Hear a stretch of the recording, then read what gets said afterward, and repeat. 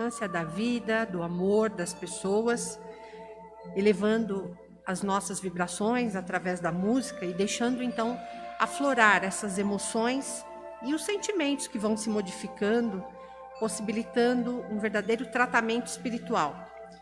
Essa palestra será no dia 24 agora de outubro, é um sábado, às 19h30.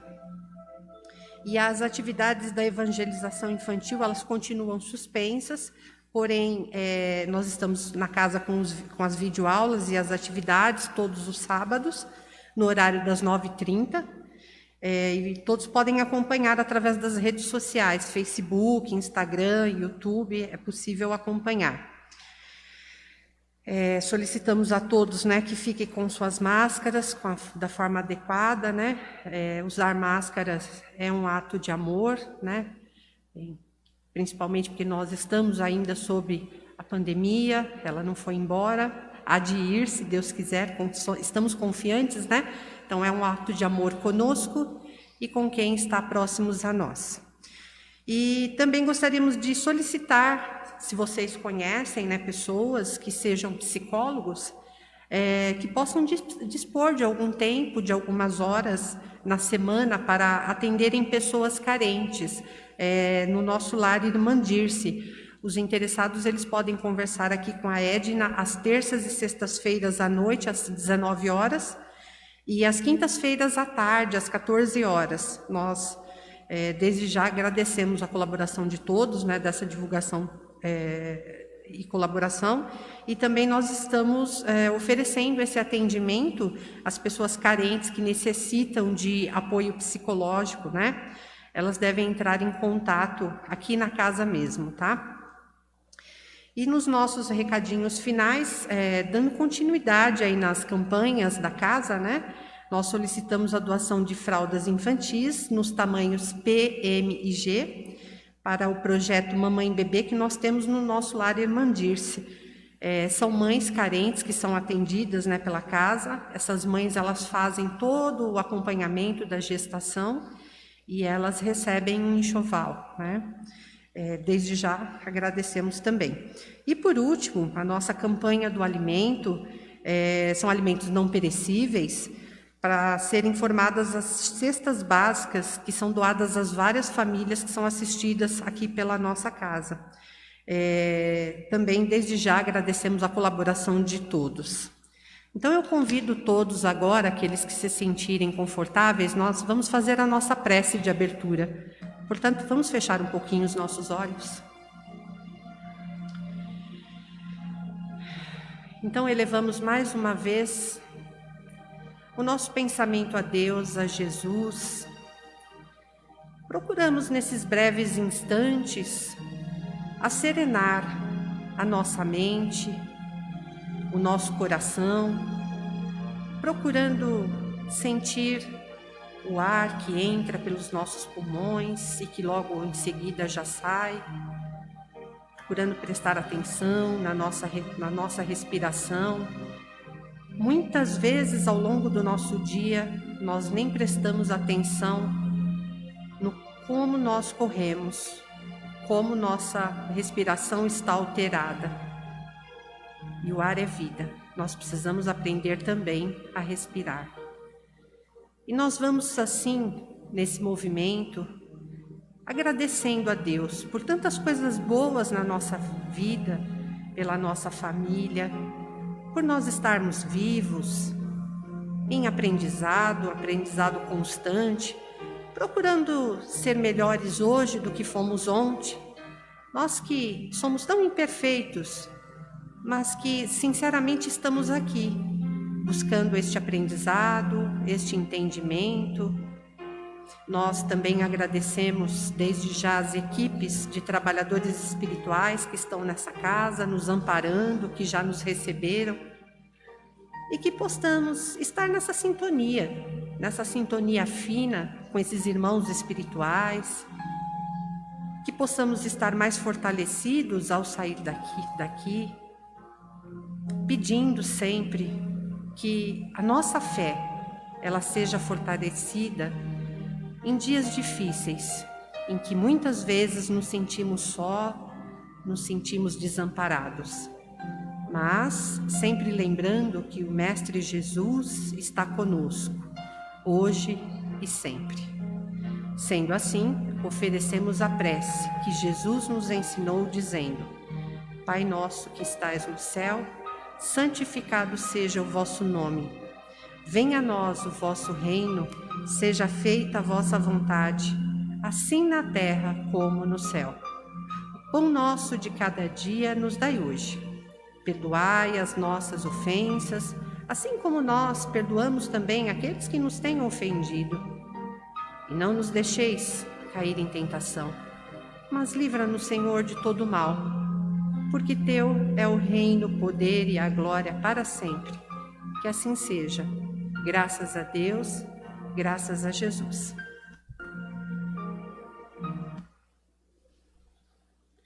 Bem, o nosso livro de referência para esta palestra, o tema de nossa palestra é Moral Estranha ou A Estranha Moral. O nosso livro de referência é o Evangelho segundo o Espiritismo, capítulo 23. E eu vou fazer a leitura, peço licença a vocês para fazer a leitura de um pequeno trecho. Aborrecer pai e mãe. E muita gente ia com ele, e voltando Jesus para todos, lhe disse: Se alguém vem a mim e não aborrece a seu pai, sua mãe, mulher e filhos e irmãos, e ainda sua mesma vida, não pode ser meu discípulo. E o que não leva a sua cruz e vem em meu seguimento, não pode ser meu discípulo. Assim, pois, qualquer de vós que não dá de mão a tudo o que possui, não pode ser meu discípulo. Esse trecho está em Lucas, capítulo 14, versículos 25, 27 e 36. E o que ama o pai ou a mãe mais do que a mim, não é digno de mim. E o que ama o filho ou a filha mais do que a mim, não é digno de mim. Já esse trecho está em Mateus, capítulo 10, versículo 37. Bem, o Evangelho segundo o Espiritismo, ele foi escrito em 1863 pelo codificador da doutrina espírita, Allan Kardec, trouxe toda a codificação para nós, mas em especial o Evangelho é de suma importância para nós espíritas. Todas as vezes em que nós abrimos o Evangelho e lemos ali um pequeno trechinho, é como se nossa mente se abrisse de fato para os ensinamentos de Jesus. E, na verdade, a palavra evangelho, ela tem o significado de boa nova. Então, só por aí nós já podemos perceber a importância que o evangelho tem nas nossas vidas, Aqui na casa nós sempre lembramos a todos a importância de fazer o evangelho no lar, que é ler um trechinho do evangelho, ou aqueles que gostam, um trechinho da Bíblia, pensar um pouco nesses trechos é muito importante. De qualquer forma, esse trecho que eu acabei de fazer a leitura é um trecho muito interessante, porque eu, particularmente, a primeira vez que li esse trecho, eu fiquei assustadíssima. Eu li e reli para ver se eu tinha entendido a palavra de forma errada ou se eu tinha lido isso mesmo. Algumas palavras, alguns trechos, como aborrecer pai e mãe, abandonar pai e mãe, deixar os mortos enterrar seus mortos, não vim trazer a paz, mas a espada. E eu fiquei bem confusa. Passa o tempo, a gente procura estudar a doutrina espírita, a gente procura ler um pouquinho mais, para realmente começar a entender o que se passa aqui dentro do Evangelho, através dessas palavras. E é muito interessante isso, porque cada vez que a gente abre o Evangelho, é como se fosse a primeira vez, ainda que você lesse esse mesmo trecho em outras oportunidades. O fato é que, ao pensar em Jesus, essas palavras nos assustam bastante, porque será mesmo que Jesus poderia ter dito para odiar pai e mãe? Será que ele poderia ter dito que trouxe a espada? Jesus incentivando a guerra? Pensemos um pouco nisso. De qualquer forma, quando as traduções são feitas, né, elas não vão ser tão fiéis quanto nós gostaríamos. O fato é que Jesus, ele não escreveu uma única palavra ao longo da sua passagem aqui na Terra, nenhuma palavra. Essa tarefa, na verdade, ela coube aos seus seguidores, aos seus discípulos, que foram e pegaram esses evangelhos e, de uma forma muito peculiar, foram então reescrevendo as passagens de Jesus, não é? Os seus ensinamentos. Mas é muito importante nós lembrarmos disso, que cada um, né, dos evangelistas, assim chamados, eles deram o seu jeito, o seu formato, a sua forma de ver os ensinamentos de Jesus. Não estou aqui dizendo que está errado, mas que ao nos depararmos com esses evangelhos, de Marcos, de Mateus, de Lucas, cada qual traz a sua visão impressa sobre Jesus. Muito bem, pensando nisso, e pensando também que nós temos aí essas traduções de uma língua muito antiga, que era o sânscrito, à época de Jesus. Portanto, olha que difícil essa tarefa, né? De trazer esses ensinamentos, apropriar essas palavras de uma forma que todos a compreendessem e que, de preferência, não fugissem ao seu real significado. E aí, nós pensamos também em outros pontos, né, muito importantes. Por quê? Saber ler era uma coisa raríssima à época de Jesus. Poucos e raros sabiam ler. Então, era realmente uma tarefa difícil, uma tarefa hercúlea, né? E esses nossos irmãos, ao longo do tempo, foram, então, se apropriando desses evangelhos e fazendo as traduções até chegarem aos nossos dias, na linguagem moderna, tá? Independente de estarmos falando do próprio evangelho ou de termos comuns, corriqueiros do dia a dia, quando essas traduções são feitas de uma língua para outra, é muito difícil algumas palavras serem assim exatas, iguais. Por quê? Porque cada povo tem a sua cultura, tem o seu conhecimento, tem ali expressões muito próprias, muito particulares, e que, ao traduzir de uma língua para outra, a compreensão talvez fique um pouco prejudicada. Então, nesse sentido, ao trabalhar com essas traduções, ao fazer essa leitura, nós devemos pensar na figura do Mestre Jesus, pura e simplesmente, né? E eu volto a instantes iniciais, onde eu perguntava a vocês, será que Jesus disse mesmo assim essa questão da espada, né, de querer trazer essa simbologia da espada, da guerra e de todos esses termos? Porque, afinal de contas, Jesus sempre foi, sempre será um modelo de conduta, né, ilibada, um modelo de amor, de bondade, de perseverança, de paz, de generosidade. Nossa, nós poderíamos ficar aqui por horas dando adjetivos e não daria conta de qualificar a Jesus. Aliás, quem somos nós, não é mesmo, para trazer essa qualificação? Ou seja, Jesus é modelo e guia para nós. De qualquer forma, nessas passagens, fica claro que nós precisamos ter um raciocínio o mais racional possível, no sentido de compreender que Jesus traz ali pensamentos, fazem o povo ter pensamentos ali, levando-se em conta um princípio básico: amar a Deus sobre todas as coisas. Então, num primeiro momento, nós ficamos assim um tanto quanto estarrecidos com essas expressões. De qualquer forma, elas sempre vão nos chamar a atenção que, por mais que eu ame a minha família, né? Eu ame o meu esposo, a minha esposa, os meus filhos, as pessoas que lá estão. O primeiro mandamento é esse: amar a Deus sobre todas as coisas. Ah, mas então está dizendo aí que eu vou abandonar a minha família? De forma alguma, né?